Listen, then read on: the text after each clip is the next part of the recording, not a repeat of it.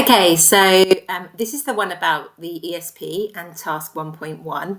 So first thing we can do is we can go into this website and we can go to year 1. We then go down to ESP and core exams and then employer set project. So the employer set project, as we know, has 6 tasks and they're listed here. So this is the order that they go. And these are the previous business projects and business areas that have been covered. Okay, so summer 2024 was hotel. So let's focus on that. So task 1.1 is what we begin with. So we know that task 1.1 is for 8 hours out of the 25 that there are in total. But it's worth 20 marks, so it's a third of the time, but only 20% of the marks.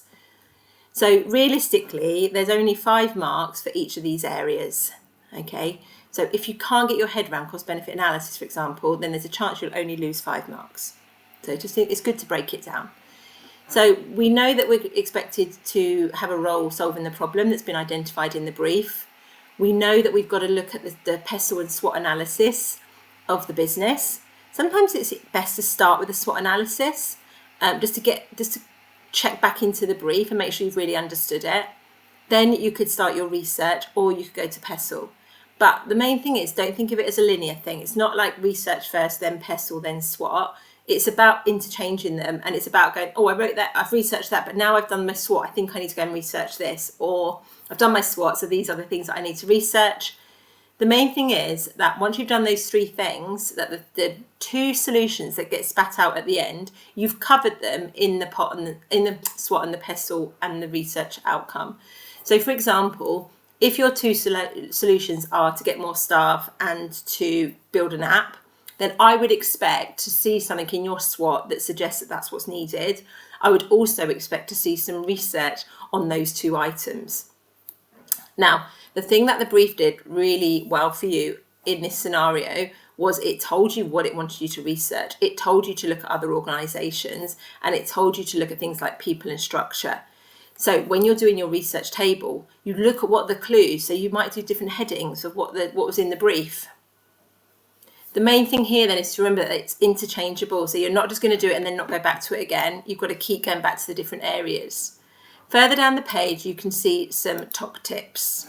So it might be that the main things that the main themes that come out of this are always have credibility of source. So if you're quoting any data, where did it come from? Give the numbers. Don't just say an increase in inflation. Say where you've got that from and what the numbers actually are. And you can use graphs. If you want to go for the digital scores, you can get graphs in there as well. In your PESTLE and SWOT analysis, again, it's about making sure that it's balanced. So you write the same for each thing. Make sure you apply the project brief. And for PESTLE, focus on 3 things. So be generic for some of it, but also focus it down. On your 2 possible solutions, you've got to really evaluate them. What are the advantages and the disadvantages of both of them? You can include a decision matrix. You can include a risk analysis, i.e. what's the high risks. And make sure that anything that you've talked about in your PESTLE and SWOT, you do use again. The last bit is the cost-benefit analysis. So again, this is for both solutions.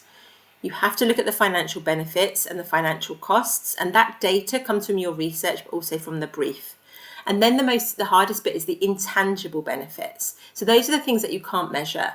So it might be that getting more staff on, yes, it's going to have a cost to increase your recruitment costs, but the benefit is that the other staff are going to be more efficient because they're going to be focusing on different areas. And that's hard to measure. Okay, so it's about intangible and tangible things for cost. So what can I measure? What can I put a pound sign against what I can't? Like a risk might be an intangible cost. What would happen if? Okay, and the same with the benefit. And you've got to do that for both solutions.